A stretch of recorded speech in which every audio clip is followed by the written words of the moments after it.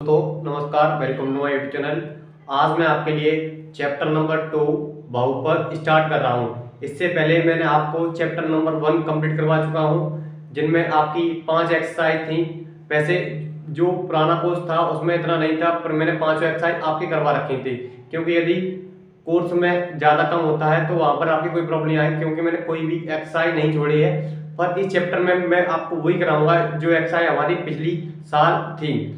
तो इस बार मैं आपको चैप्टर नंबर 2 बहुपद स्टार्ट करने आ रहा हूँ, और इसमें सबसे पहले मैं आपको बताऊंगा कि बहुपद किसको कहते हैं। इसके बारे में आपको इंट्रोडक्शन दूंगा, उसके बाद हम जो हमारी एक्सरसाइज है उसको स्टार्ट करेंगे। देखते हैं बहुपद। जी देखिए, आपको ये मालूम होना चाहिए बहुपद कम से कम पेपर में आपका जो आता है वो लगभग 5 नंबर का आ जाता है। कितने नंबर का आएगा? 5 नंबर का। तो इससे कम से कम आपके 5 नंबर मिल सकते हैं यहाँ से, क्योंकि जो बीच रहते हैं वो हमारी 18 नंबर के होते हैं, उसमें बहुपद भी है। तो बहुपद हमारा काफी इंपोर्टेंट है, तो ये 5 नंबर आपको दे के आएगा यदि आप इस चैप्टर को कंप्लीट करते हैं। इससे जो पहले चैप्टर था वास्तविक संख्या, वो भी हमारा 5 नंबर का चैप्टर था। तो प्रत्येक चैप्टर के बारे में आपको बता सकता हूँ, जिससे आपको ये मालूम हो कितने चैप्टर, कौन सा चैप्टर कितने नंबर का आएगा, जिससे हमारी जो स्ट्रेटजी होती है वो कंप्लीट स्ट्रांग होती है, और हमें ये भी मालूम होता है हमारा कौन कौन सा चैप्टर कंप्लीट है और हमारे कितने कितने मार्क्स कंप्लीट हो जाते हैं। तो देखिए, सबसे पहले हम बहुपद के बारे में बात करेंगे। बहुपद क्या होते हैं? तो बेसिकली बहुपद मैं कोई सा भी लिख दूं, आपके प्लस माइनस में कोई भी जितने नंबर को, डेट को, अचर को, चर को लिख देता हूं तो वो हमारे सही बहुपद होंगे। जैसे कि मान लीजिए x + 3 2x² + 5, ये मैं लिख दूं 0 लिख दूं, या ये 5 लिख दिया, या ऐसे लिख दूं x² 5x + 6, या मैं कहीं माइनस लगा दूं x - 3, या ऐसे बोल सकता हूं -5, या ऐसे बोल सकता हूं -3 प्लस, या ऐसे बोल सकते हैं कुछ और भी सही, जैसे बट्टे में आ जाए 1/2 x + 3/2, और देखिए √2x + 3x², और रूट में आ जाए √3x² + 5x - 6।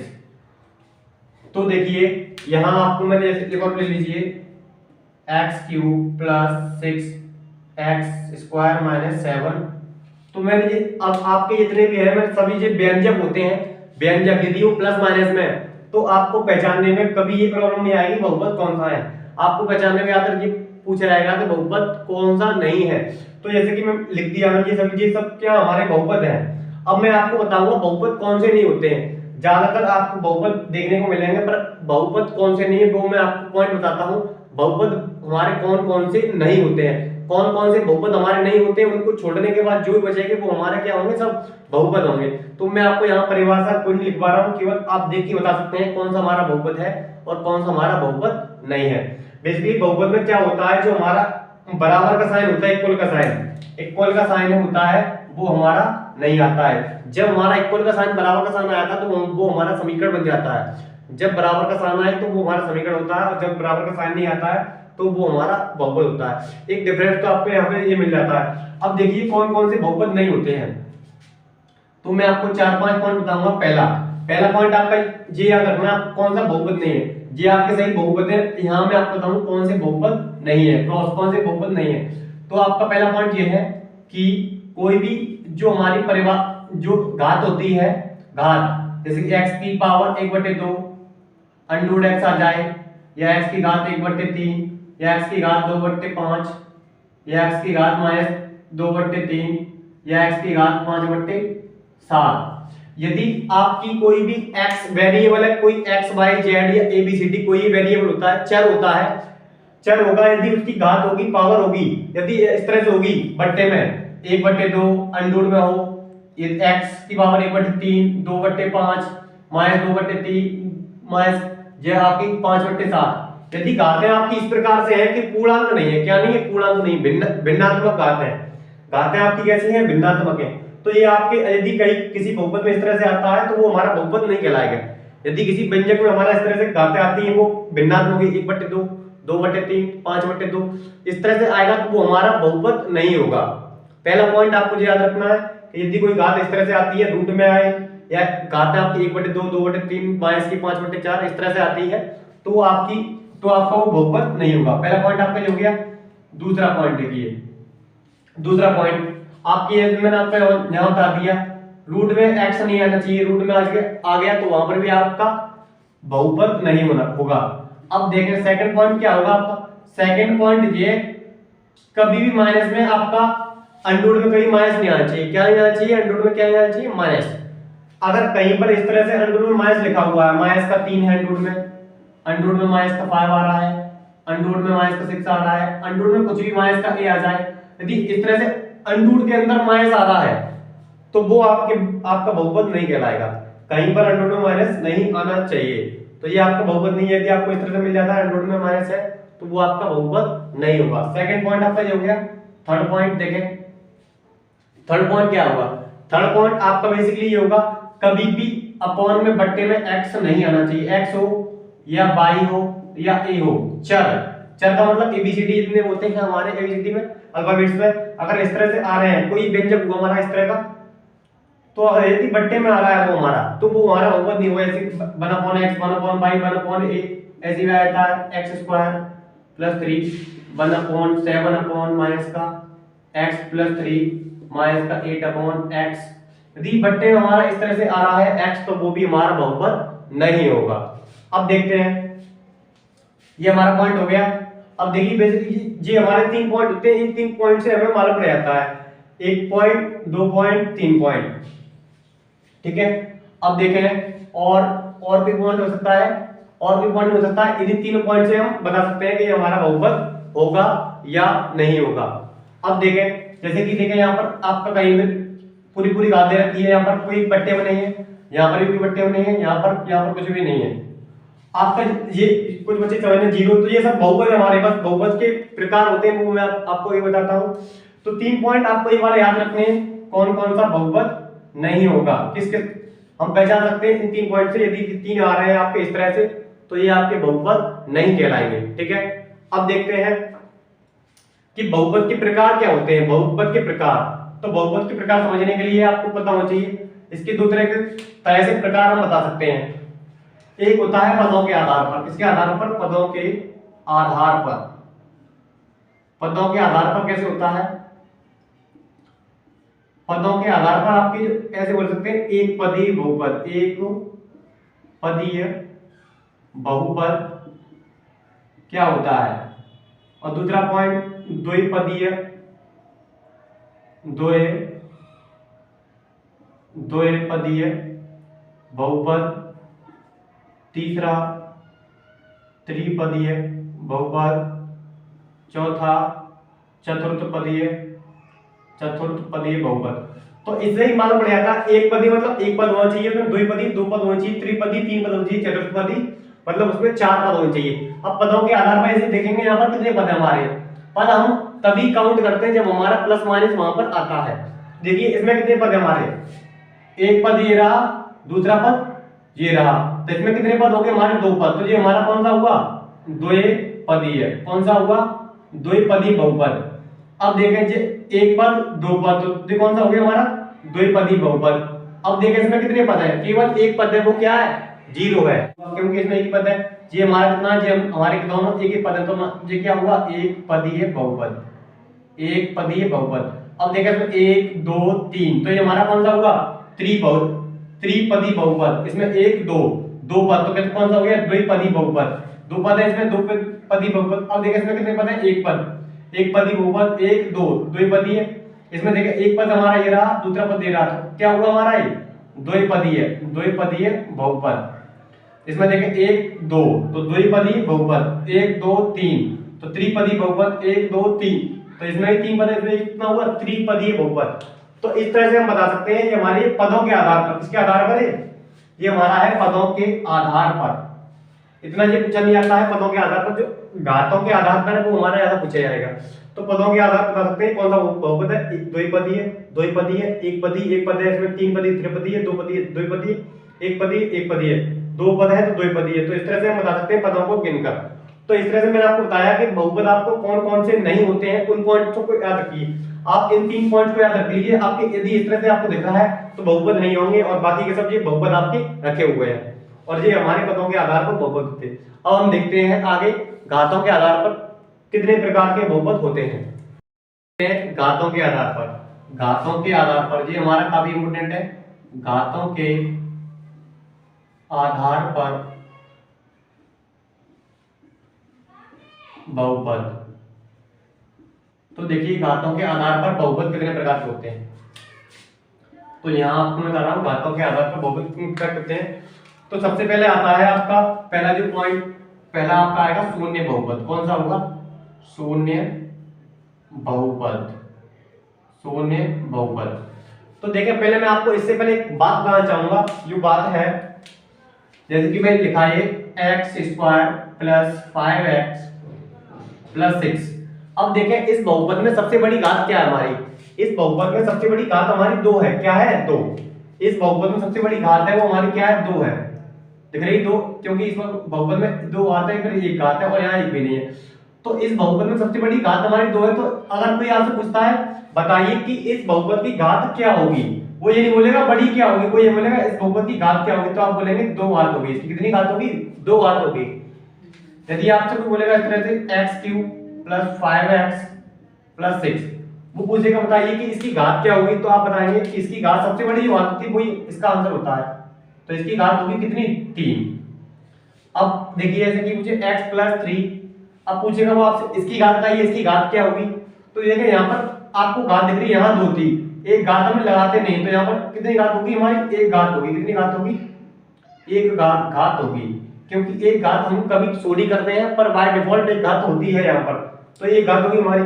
अब देखें कोई बोलेगा ये लिखा हुआ है 5, बताओ इसकी घात क्या होगी। तो इसकी घात देखो यहाँ पर मैं आपको बताया था, यहाँ 1 का मल्टीप्लाई करता है, तो 1 की मैं क्या लिख सकता हूँ? x की पावर 0, क्योंकि किसी की पावर 0 हो तो उसका मान होता है, उसकी वैल्यू होती है 1 होती है। तो यहाँ पर हम क्या बोल सकते हैं कि इसकी घात हमारी है वो कितनी है? 0 है। कितनी है? 0। ठीक है, तो इस तरह से मैंने आपको 2 घात, 3 घात, 0 घात, 1 घात।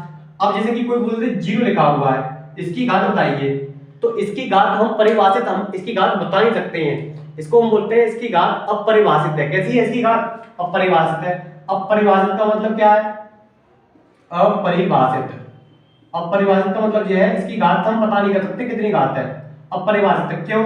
क्योंकि लिखा हुआ है 0, क्यों? अब 0 को किसी का मल्टीप्लाई कर दो, जैसे मैंने x की घात 3 का मल्टीप्लाई कर दिया, तो कितनी घात होगी इसकी? 3 हो गई, तो रहेगा ये 0 ही। अब मैंने 0 लिखा है, इसमें मैं कर दूं x की घात 2 का गुणा, तो इसकी घात कितनी होगी? 2। पर यहाँ पर भी क्या? 2। तो अगर मैं 0 को मल्टीप्लाई कर दिया x में तो 1, अगर 0 कर दिया मैंने x की घात 6 का, तो ये भी। कहने का मतलब ये है हम इसको बता नहीं सकते हैं कि 0 की घात कितनी होगी, क्योंकि इसमें बता नहीं सकते कि यहाँ पर हमारी 2 घात है, 1 घात है, 6 घात है, 5, क्योंकि 0 रहेगा। पर यहाँ पर हम बता सकते हैं कितनी भी हो, क्योंकि 1 जब ही होता है जब किसी की पावर 0 हो। कुछ भी हो 0, x की हम x का कोई वेरिएबल लें, x y z कुछ भी लेंगे तो उसकी पावर 0 लेंगे तभी केवल 1 आएगा, और 0 तो हमेशा 0 रहेगा। आप 5 ले लें, 6 ले लें, कुछ भी लें, तो हम यहाँ बता नहीं सकते हैं कि 2 होगी, 3 होगी, 4 होगी, 5 होगी, 1 होगी, 2 होगी। तो 0 की घात पूछी जाएगी तो वो क्या होगी? हमारी अपरिभाषित होगी। तो इस तरह से आपको कोई जो घातों का कॉन्सेप्ट है वो आपका इस तरह से है, जो बहुपद में सबसे बड़ी घात होती है वही हमारी बहुपद की घात होती है। इसमें 2 थी, जैसे कि इसमें 1 थी, कुछ नहीं था, यहाँ पर एक ऊपर 1 लगा होता है, क्योंकि एक घात होती है, एक घात हम लगाते नहीं है। यहाँ पर 3 है सबसे बड़ी घात, और यहाँ पर 0 है, यहाँ पर शून्य में अपरिभाषित होती है। और एक और बात आपको ध्यान रखनी है, कुछ जो भी हमारा बहुपद लिखा होता है उसको हमेशा क्रम में लिखा होना चाहिए। किसमें? क्रम में। क्रम का मतलब, कहने का मतलब ये है, जैसे कि यहाँ पर 2 घात है, ये वाली हमारी पहले 2 घात आ रही है, इसकी घात 1 है, फिर यहाँ पर कितनी है? 0 है। तो पहले हमारी घात है, जो हमारा बहुपद लिखा हुआ है वो घटती हुई घातों के क्रम में लिखा होना चाहिए, घटती हुई घातों के क्रम में। जैसे कि मैं लिख दूं यहाँ पर आपका x² x³ + 6, तो हमारा ये बहुपद लिखा हुआ है वो गलत लिखा हुआ है। तो इसको जो मानक रूप होगा, स्टैंडर्ड फॉर्म होगी, मानक रूप, वो इस तरह से होगी। पहले बड़ी घात आती है तो पहले लिखेंगे हम x³, फिर इससे छोटी घात आएगी x², फिर क्या है 6, क्योंकि 6 की घात क्या होगी? 0 होगी, तो पहले घात आएगी छोटी। तो हमारी जो घात है घटते हुए क्रम में लिखी होनी चाहिए। मैं आपको बेसिकली पूरी नॉलेज बता रहा हूँ, बेसिक जो होता है इसका फंडा, क्योंकि चैप्टर बहुत आसान लगेगा आपको अगर आप इन बातों को अच्छे समझ जाएंगे। घातों के बारे में, बहुपद के बारे में, कौन सा बहुपद होता है, तो ये आपको मैंने बताया कि घात है क्या होती है। अब बताऊंगा मैं आपको बहुपद के बारे में। तो देखिए मैंने आपको बताया था, पहला है जो हमारा शून्य बहुपद। कौन सा है? शून्य बहुपद। वीडियो को ध्यान से देखते रहिए, स्किप ना करिए। यदि आप वीडियो स्किप करते हैं तो आपके देखने का कोई फायदा नहीं है, आप ऐसे ले जाइए। आप वीडियो को शुरू से लेकर एंड तक लिखिए और देखिए और समझिए ध्यान से, ध्यानपूर्वक देखेंगे तो चैप्टर आपको बहुत ही आसान लगेगा, कहीं भी पढ़ना जरूरत नहीं है। यदि आप अपने चैनल से जुड़े रहेंगे तो मैं वादा करता हूँ आपको एक एक कॉन्सेप्ट, एक एक पॉइंट, एक एक क्वेश्चन पूरा पूरा करवा के रहूंगा। ठीक है, तो देखते रहिए। शून्य बहुपद। अब देखो आपको शब्द से ही मालूम पड़ रहा है शून्य। शून्य का मतलब क्या होता है? जीरो। तो जीरो जो हमारा होता है वो होता है हमारा शून्य बहुपद। क्या होता है? शून्य बहुपद। ये हमारा क्या होता है? शून्य बहुपद। अब देखें दूसरा होता है हमारा रैखिक बहुपद। कौन सा बहुपद? रैखिक बहुपद। तो रैखिक बहुपद में क्या होता है? जिसकी घात हमारी एक होती है। क्या होती है? एक। अगर किसी बहुपद की घात एक है तो वो हमारा रैखिक बहुपद होगा। कितना होगा? रैखिक बहुपद। जैसे मान लीजिए रैखिक बहुपद, एक घात भाई, अब एक घात वाला आप कोई सा लिख सकते हैं, जैसे कि मान लीजिए x+2, इसकी कितनी घात है? एक घात है। x-3, एक घात है इसकी भी। 2x-5, एक घात है इसकी। 3x+9, इसकी भी एक घात है। 2x-3, ये भी एक घात है। जितने ही बहुपद हमारे सभी एक घात वाले लिखे हुए हैं वो हमारे कैसे होंगे? रैखिक बहुपद होंगे। कौन से कहलाएंगे? रैखिक बहुपद। आपका इस तरह से आ सकता है y+3, y-1, 5y-6। आपका किसी x, y, z, ये नहीं कि मैंने अब x लिखा तो आप x से पहचाने, x में भी हो सकता है, y में भी हो सकता है। तो यदि रैखिक बहुपद वो होगा इसकी घात आपकी एक होगी। तो इनकी देखो यहाँ पर सभी में जितने बहुपद लिखे हुए हैं मैंने लिखे हैं, उनमें जो पावर है, घात है, वो कितनी है आपकी? एक घात है। तो आपको समझ में आ चुका होगा। ठीक है, अब देखते हैं थर्ड क्या है? ये होता है हमारा द्विघात बहुपद। द्विघात बहुपद ये मोस्ट इंपोर्टेंट है। हम सबसे ज्यादा इसी द्विघात बहुपद के बारे में पढ़ेंगे पूरे चैप्टर। तो द्विघात बहुपद क्या है? द्विघात देखो शब्द से ही मालूम पड़ रहा होगा आपको। द्विघात मतलब इसकी घात कितनी होगी? दो घात होगी। घात कितनी होगी इसकी? दो घात ऊंची, वो हमारा द्विघात बहुपद कहलाएगा। जैसे मान लीजिए x² + 5x + 6, x² केवल ये भी लिख सकते हैं, x² - 5, x² + 6, x² - 5x - 6। देखिए मैंने जितने बहुपद लिखे हुए हैं इनकी सबकी घात कितनी है? 2 2 2 2 2। तो जितने मैंने बहुपद यहां पर लिख दी है वो सभी दो घात बहुपद वाले हैं, मतलब दो, जिनमें घात कितनी है? दो घात दे रखी है सबकी। जो मैक्सिमम घात है वो हमारी कितनी है? 2 घात है। ठीक है, तो सबसे ज्यादा इसी के बारे में पढ़ेंगे इस चैप्टर में, द्विघात के बारे में। अब देखते हैं फोर्थ, त्रिघात बहुपद। कौन सा? त्रिघात बहुपद। त्रिघात बहुपद देखिए नाम से ही मालूम पड़ेगा आपको। त्रिघात कितनी घात होनी चाहिए आपकी? 3 घात होनी चाहिए। कितनी घात हो? 3 घात। जिसमें आपकी मैक्सिमम घात 3 होगी वो हमारा त्रिघात बहुपद होगा। जैसे x³ + 6 + 7 7x³ 8 x³ केवल ऐसे लिख सकते हैं, y³ लिख सकते हैं, z³ लिख सकते हैं। यहाँ पर 3 घात वाले x-3 x³ - 3। तो जितने भी हमारे ये मैंने बहुपद लिखे हैं तो इसमें कितनी घात मिल रही है आपको? 3 घात मिल रही है। कितनी घात मिल रही है आपको? 3 घात मिल रही है।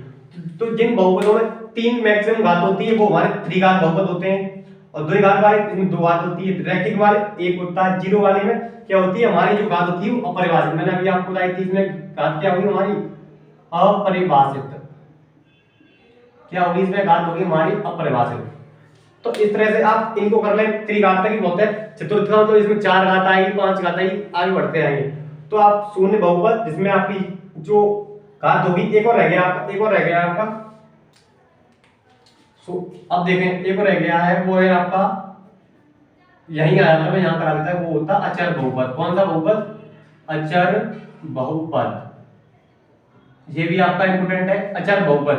अचर बहुपद में क्या होता है? इसमें जो घात होती है वो आपकी होती है 0। कितनी होती है? 0। क्योंकि ये अपरिभाषित वाला आ गया, ये एक वाला घात वाला आ गया, घात 0 वाला रह गया था। तो जिसकी घात 0 होती है वो हमारा होता है अचर बहुपद। जैसे कि मान लीजिए 1 5 6 1, ये आपका 8। तो जितने नंबर लिखते हैं 7 कुछ भी लिख लीजिए। तो 1 2 3 4 5 माइनस का है, माइनस का 5 माइनस का 6 माइनस का 1 प्लस हो सकता है, माइनस हो सकता है। तो यदि कोई हमारा उसमें x नहीं लगा हुआ है, y नहीं लगा हुआ है, तो मैंने आपको बताया था कि घात होगी कितनी होगी, 0 होगी। यदि किसी की घात 0 होती है, आपका वहां कहीं x y ना दिखाई दे आपको, जैसे दिखाई दे 1 माइनस का 1 2 माइनस का 2 3 माइनस का 3, तो इस तरह से आपको दिखाई देगा बहुपद, तो वो हमारा होता है अचर बहुपद। तो ये हमारे बहुपद है, ये हमारे कैसे बहुपद है, अचर बहुपद, क्योंकि इसकी जो घात होगी वो कितनी होगी, 0 होगी। क्यों होगी, मैंने आपको इससे पहले बताया था, क्योंकि किसी की घात 0 होती है उसका मान 1 होता है। अब 1 का मल्टीप्लाई 5 में करते हैं तो 5 रहेगा, आपको करना पड़ेगा। और इसमें आप 0 डिफाइन नहीं कर सकते कितने के क्या हो सकता है, पता नहीं कुछ भी हो सकता है, तो इसमें बता सकते हैं कि फिक्स है कि ये घात होगी। पर हाँ, इसमें फिक्स है इसकी घात 0 ही होगी, क्योंकि जब घात 0 होती है तभी इसका मान 1 होगा। तो ये आपका शून्य बहुपद, शून्य के बाद आएगा आपका अचर बहुपद, अचर में घात 0 होती है। फिर आपका रैखिक बहुपद, जिसमें घात 1 होती है, एक घात वाले में लिख दी सही बहुपद। फिर द्विघात बहुपद, 2 घात होती है, देखिए इसमें नाम से मालूम पड़ रहा है 2 घात। त्रिघात बहुपद, इसमें 3 घात होती है, त्रिघात बहुपद वाले। तो इस तरह से आपको जो बहुपद का कॉन्सेप्ट है, आशा करता हूं पूरी तरह से समझ में आ गया होगा। यदि आपको कुछ भी कोई प्रॉब्लम लगती है, कोई कंफ्यूजन लगता है, तो प्लीज कमेंट बॉक्स में बता दीजिए, इससे मैं और बेटर तरीके से आपको समझा पाऊं। ठीक है, तो ये आपका बहुपद का कॉन्सेप्ट क्लियर होता है। अब देखते हैं हम आगे का कॉन्सेप्ट क्या है। अब देखिए, अब मैं आपको बताऊंगा शून्य। शून्य क्या होता है, इस चैप्टर में पढ़ेंगे हम शून्य। शून्य क्या है, जिसमें हम इंग्लिश में बोलते हैं जीरोस। देखो, जीरो से मालूम पड़ रहा है जीरो, शून्य। तो शून्य क्या है, किस तरह से मैं पहले आपको बताऊंगा कि बीजगणित रूप क्या होता है इसका। जैसे कि मान लीजिए कोई बहुपद लिख दिया, हमने बहुपद लिखा है x+3, ये बहुपद लिखा हुआ है हमारा x+3। अब इस बहुपद का मान देखो मालूम पड़ रहा है जीरो, शून्य को क्या बोलते हैं, जीरोस। जीरोस इसका मतलब जीरो। अब इस बहुपद का मान जीरो कब होगा, अब इस x में x का कोई आपको ऐसा मान रखना है इस बहुपद में, इससे कि जो बहुपद का मान है वो जीरो हो जाए। तो x का मान आप क्या रखेंगे, बहुपद का मान जीरो हो जाए, तो आप डायरेक्टली बोल सकते हैं इसका मान हम रखेंगे -3, क्योंकि -3 रखेंगे +3 रखेंगे तो प्लस माइनस क्या कट जाएगा, और ये बहुपद का मान क्या आ जाएगा, जीरो आ जाएगा। तो आपने क्या रखा, x की जगह हमने रखा -3, क्या रखा, -3 रखा। तो ये -3 जो मान है x का, वही इस बहुपद का क्या होगा, शून्य कहलाएगा। क्या कहलाएगा, शून्य। क्योंकि इस बहुपद का मान शून्य हो जाए x के उस मान से, तो वही मान हमारा शून्य कहलाता है। अब देखिए और समझ लीजिए, जैसे x+2 लिखा हुआ है। अब x का क्या मान रखें जिससे कि बहुपद का मान शून्य हो जाए, तो प्लस का 2 हमारे पास है, तो हम यहाँ पर रखते हैं -2, रखते हैं क्या, रखते हैं -2। तो 2 प्लस का माइनस का कट गया, क्या आ गया, 0। तो हमने x के क्या रख दिया, -2। तो -2 क्या होगा, -2 ये मान दे रखा है, ये हमारा शून्य होगा, ये हमारा क्या है, शून्य होगा। क्या होगा, शून्य होगा। अब देखिए आप, जैसे कि ये तो छोटा छोटा है, आप देख के बता देंगे कि इस तरह से आएगा। यदि मान लीजिए बड़ा क्वेश्चन आता है, हमको दिमाग में आ रहा है, मैं लिख देता हूँ x+1, इसका हमें शून्य ज्ञात करना है। कोई मुझे बोले बताओ इसका शून्य क्या होगा, तो हम क्या करेंगे, पहले इसको मान लेंगे 0। मान लिया हमने 0 है, क्योंकि बहुपद शून्य वही होता है इससे बहुपद का मान शून्य हो जाए, तो मैं इसको पहले ही शून्य मान लिया। अब शून्य इसको मानेंगे, अब x की वैल्यू निकालेंगे, x का मान निकालने के लिए क्या करेंगे, 1 को उधर भेजेंगे, तो किसका हो जाएगा, -1 हो जाएगा। 0 हट जाएगा, जी 1 उधर जाएगा, माइनस का तुम्हारा आ जाएगा, और 0 हट गया आपका। तो x का मान क्या है हमारा, माइनस का मान आया, क्या आया, माइनस का मान आया। तो हम बोलेंगे अतः शून्य क्या होगा हमारा, -1 होगा। क्या होगा, -1, क्योंकि -1 को रखेंगे अब इस बहुपद में, तो इसका मान क्या हो जाएगा, शून्य हो जाएगा। इस मान इसके आगे -1 रखेंगे, -1 +1, तो ये कट गया, क्या आ गया आपका, 0 आ गया। तो आप इस तरह से निकाल सकते हैं। इसका पहले आप इसको मानेंगे 0, फिर यहाँ से आप x की वैल्यू निकालेंगे। जो भी हमारी x की और y की जो वैल्यू निकलेंगी, जैसे कि मान लीजिए यहाँ पर x आ रहा है तो x की वैल्यू निकालेंगे, कहीं पर y आएगा तो y की वैल्यू निकालेंगे। जहां तक आपके x ही है तो x ही आएगा, कहीं u आ जाए, कहीं t आ जाए, जो भी होगा आपका, जो हमारे x के मान होंगे या t के मान हो, जो x के मान और t के मान, जो मान हमारे होंगे वही हमारे शून्य कहलाएंगे। क्या कहलाएंगे, शून्य, क्योंकि उन्हीं को रखने पर इस बहुपद का मान शून्य हो जाएगा। ऐसे मैं आपको और समझाना चाहता हूं, देखिए कोई मैं अब जैसे कि जो हमारा रैखिक था, कोई बड़ा क्वेश्चन लिखता हूं मैं यहाँ पर, फिर मैं आपसे पूछता हूं बताइए इसके शून्य क्या होंगे। कोई आपसे पूछता है तो किस तरह से निकालेंगे। कहने का मतलब क्या है, यहाँ पर आप केवल x का मान है, x का मान ही आपका शून्य कहलाएगा। ये लिखा हुआ 4x + 5 लिखा हुआ है, आप लिख दिया किसी ने, तो आपसे पूछा बताइए इसके शून्य क्या होंगे, तो आप शून्य निकालने के लिए क्या करेंगे, पहले इसको मान लेंगे 0 0 है। अब क्या करेंगे, यहाँ से x का मान निकालेंगे। x का मान निकालने के लिए 5 को उधर भेजना पड़ेगा, ठीक है। 5 उधर गया, माइनस का हो गया। x का मान निकालेंगे तो ये 4 का आएगा, ये संख्या ये 4 वाली का होती है, सामने बट्टे में आती है, तो बट्टे में आ गया जी माइनस का 5/4। तो x का मान हमारा आया माइनस का 5/4। तो अतः शून्य, तो हम लिखेंगे अतः शून्य क्या हुआ, माइनस का 5/4। तो जो बहुपद का शून्य है वो हमारा क्या हुआ, माइनस का 5/4 हुआ। और देखें 6x माइनस 3 0। पहले आपका जो लिखा था मैं इसको मान लिया 0। अगर मुझे x का मान निकालना है, x का मान ही क्या होगा, बहुपद का शून्य होगा, शून्य। तो क्या करेंगे, 3 को उधर भेजेंगे, प्लस का हो जाएगा, माइनस का उधर ट्रांसफर करेंगे, प्लस का हो गया। x की वैल्यू निकालेंगे, 6 का आएगा, बट्टे में आ जाएगा। 3 से काटेंगे एक बार, 3 से काटेंगे दो बार, तो x की वैल्यू हमारी क्या आई 1/2। तो x की वैल्यू 1/2 आई, तो ये हमारा क्या होगा, बहुपद का शून्य होगा। अतः बहुपद के शून्य, बहुपद का शून्य क्यों एक है तो क्या लिख देंगे, अधिक होते तो लिख देंगे। तो अतः बहुपद का शून्य क्या हुआ, x का मान ही हमारा क्या हुआ 1/2। ये हमारे क्या होंगे, शून्य का होंगे। तो ये तो अभी हमारे देखो एक घात वाले, दो घात वाले आए तो किस तरह से निकालेंगे। तो एक घात वाले में उम्मीद करता हूं आपको समझ में आ गया। तो टोटल जो आपका कहने का मतलब है, जो x का मान है वही हमारा क्या होगा, शून्य कहलाएगा। x का मान ही क्या कहलाएगा, शून्य। बस आपको क्या करना है, x का मान निकाल देना है। अब देखते हैं आगे। अब मैं आपको बताता हूं ज्यामिति ग्राफी रूप में बताता हूं। ग्राफी रूप में हम x का मान ये शून्य कहोगे वो किस तरह से फाइंड करेंगे। ये मान लीजिए, जी आप जानते हो ये क्या होता है, अक्ष होते हैं। ये हमारा होता है y अक्ष। कौन सा अक्ष होता है, y अक्ष। ये y डैश मान लेंगे इधर। ये होता है हमारा x अक्ष। कौन सा अक्ष होता है, x अक्ष होता है, इधर मानेंगे x डैश। अब ये हमारा x अक्ष है और ये हमारा y अक्ष है, ठीक है। अब देखें, हमें कोई बोलेगा इस ग्राफ में बताइए कि ये ग्राफ आपका दे रखा है। अब वो बोलेगा भी किसके निकालना है, वो दे रखा होगा fx के लिए, y बराबर fx के लिए, fx के लिए इस तरह से बोल दे, fx के लिए, x के लिए, किसके लिए, fx के लिए। यहां आपको देखना है किसके लिए बोल रहा है, fx के लिए। तो यहां आपको क्या चेक करना है, ये हमारा अक्ष है, कार्तीय तल है, ग्राफ दे रखा है। अब इस ग्राफ में आपको बताना है कार्तीय तल, इसको क्या बोलते हैं, कार्तीय तल अक्ष, ठीक है। ज्यामिति रूप में क्या बताना, fx के लिए आपको बताना कि इसके शून्य कितने होंगे। तो मान लीजिए मैंने इस तरह से आपको कर दिया, जो आपका मैंने कर दिया, इसको काट दिया, ठीक है। अब ये बन गया। अब इस ग्राफ में हमें बताना है कि जो शून्य है वो कितने शून्य होंगे। तो देखिए हम किस तरह से बनाएंगे। इसने बोला fx के लिए, तो केवल x अक्ष देखेंगे, क्या देखेंगे, x अक्ष। तो x अक्ष हमारा ये वाला है, तो x अक्ष को चेक करेंगे। तो x अक्ष को चेक करने के लिए क्या करें, देखो जहां जहां पर हमारा काट रहा है, देखो कहां कहां हमें काट रहा है, x अक्ष को देखेंगे। इस अक्ष को नहीं देखना है, x वाले को देखना है।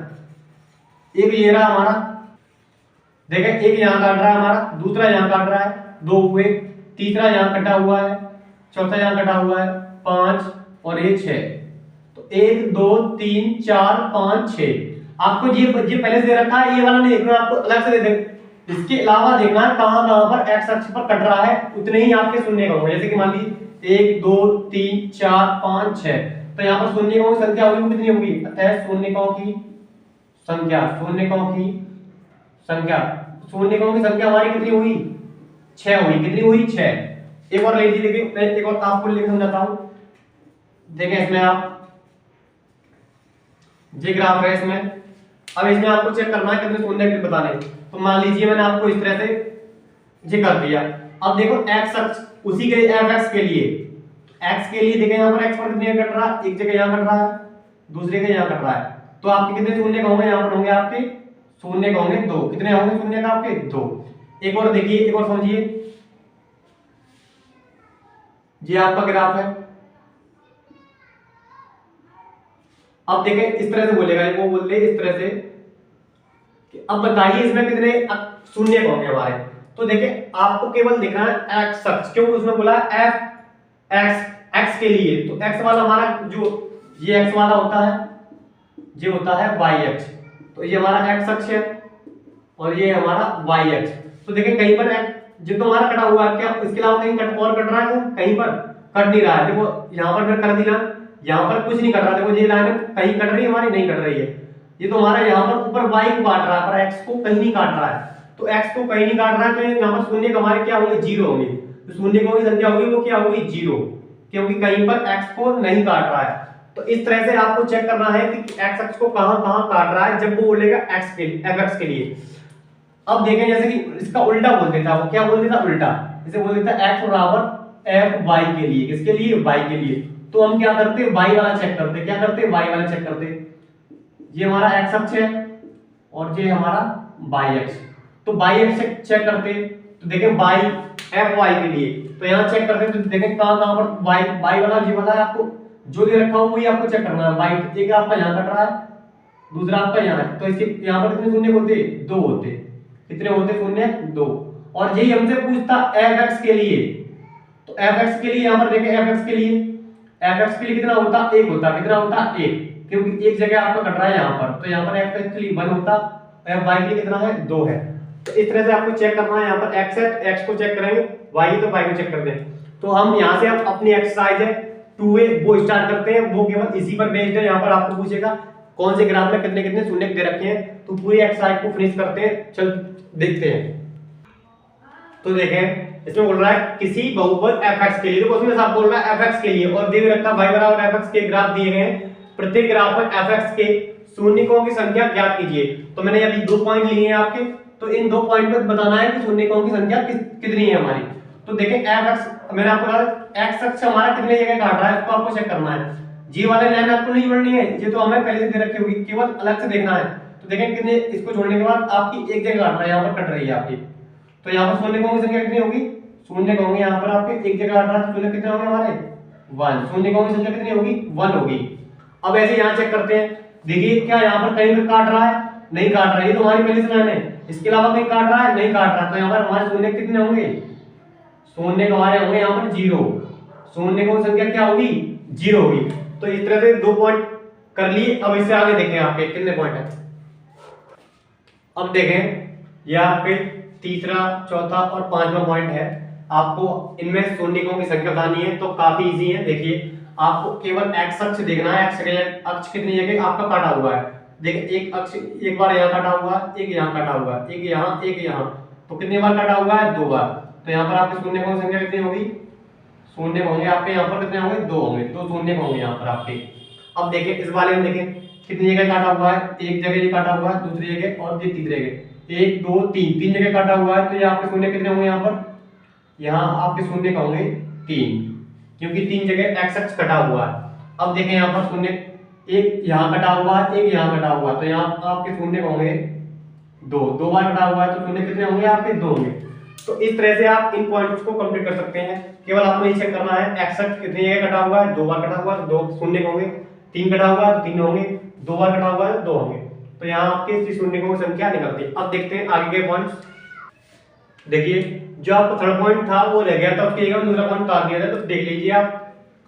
यहाँ पर थर्ड पॉइंट ये बोल रहा है, देखो बोल रहा हूँ मतलब दे रखा है ग्राफ। इसमें देखें आप x अक्ष कितनी जगह कटा हुआ है, तो fx के लिए x कितनी जगह कटा हुआ है, तो x देखेंगे यहाँ पर आपको केवल एक जगह काट रहा है, कितनी जगह काट रहा है, एक जगह पर, और यहीं पर कहीं नहीं काट रहा है, y जगह काट रहा है, पर आपको x देखना है, तो केवल यहाँ काट रहा है, तो केवल यहाँ काट रहा है। तो यहाँ पर शून्य हमारे कितने होंगे, शून्य हमारे केवल कितने होंगे, 1, क्योंकि एक जगह काट रहा है, तो शून्य की जगह कितनी होगी हमारी, 1 होगी, कितनी होगी, 1।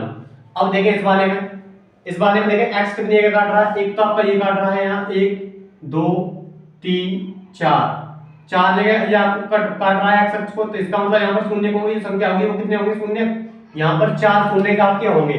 तो इस तरह से आप आसानी से कर सकते हैं, एक जगह काटा तो एक शून्य, 4 जगह काटा है तो 4 शून्य। अब देखते हैं आगे के पॉइंट क्या है। देखिए दोस्तों ये हमारे लास्ट 2 पॉइंट्स है, इन पॉइंट्स के बाद हमारी एक्सरसाइज कंप्लीट हो जाएगी। तो देखिए आप क्या करना है आपको, इसमें देखिए x अक्ष कितनी जगह काट रहा है आपका, x अक्ष, तो x अक्ष आपका यहाँ पर एक जगह कटा हुआ है और दूसरा ये कटा हुआ है, एक जगह कटा हुआ है, एक जगह कटा हुआ है, तो हमारे कितने जगह काट रहा है, x अक्ष को 2 जगह काट रहा है। तो यहाँ पर हमारे शून्यकों की संख्या कितनी होगी, 2 होगी, क्योंकि x अक्ष को 2 जगह पर काट रहा है, 1 2। अब देखते हैं इस वाले पॉइंट में, तो देखिए x अक्ष एक यहाँ काट रहा है, दूसरा यहाँ, तीसरा यहाँ, चौथा यहाँ, आपको पूरा देखना 1 2 3 4, तो यहाँ 4 जगह कट रहा है, तो शून्यकों की संख्या कितनी होगी हमारी, 4 होगी। तो इस तरह से हमने अपनी एक्सरसाइज को कंप्लीट कर लिया और साथ ही मैंने आपको पूरी चैप्टर के बारे में बताया, शून्य, बहुपद क्या होते हैं, बहुपद के प्रकार आपको होता है, और मैंने आपको शून्यकों के बारे में पहले बीजगणितीय रूप बताया, उसके बाद ग्राफीय रूप। तो इस तरह से हमने अपनी एक्सरसाइज को कंप्लीट कर लिया है। ठीक है, उम्मीद करता हूँ पूरी वीडियो और पूरा जो कॉन्सेप्ट आपको अच्छी तरह से समझ में आया हो। यदि आपको कोई भी डाउट है वीडियो से रिगार्डिंग तो आप प्लीज कमेंट बॉक्स में जरूर बताइएगा, जिससे मुझे मालूम पड़े किस तरह से बच्चों का क्या समझ में आ रहा है क्या नहीं आ रहा है। तो प्लीज कमेंट बॉक्स में कमेंट जरूर कीजिएगा, और एक मेरा जो सजेशन है, आप फिर से पूरी वीडियो को देखने के साथ साथ नोटबुक पे भी नोट कीजिएगा। बार बार इस बात को बताता हूँ कि बच्चे देखते हैं, देखने के बाद रख देते हैं। प्लीज इस वीडियो को और जितने क्वेश्चन मैं कराता हूँ सबको आप नोटबुक पे नोट कीजिएगा, तभी आपकी मेहनत है वो सफल होगी। और यदि आप मेरी वीडियो को चैनल को पहली बार देख रहे हैं तो प्लीज मेरे चैनल को सब्सक्राइब कर लीजिए, क्योंकि ऐसी ही वीडियो आपको लगातार मिलती रहेंगी।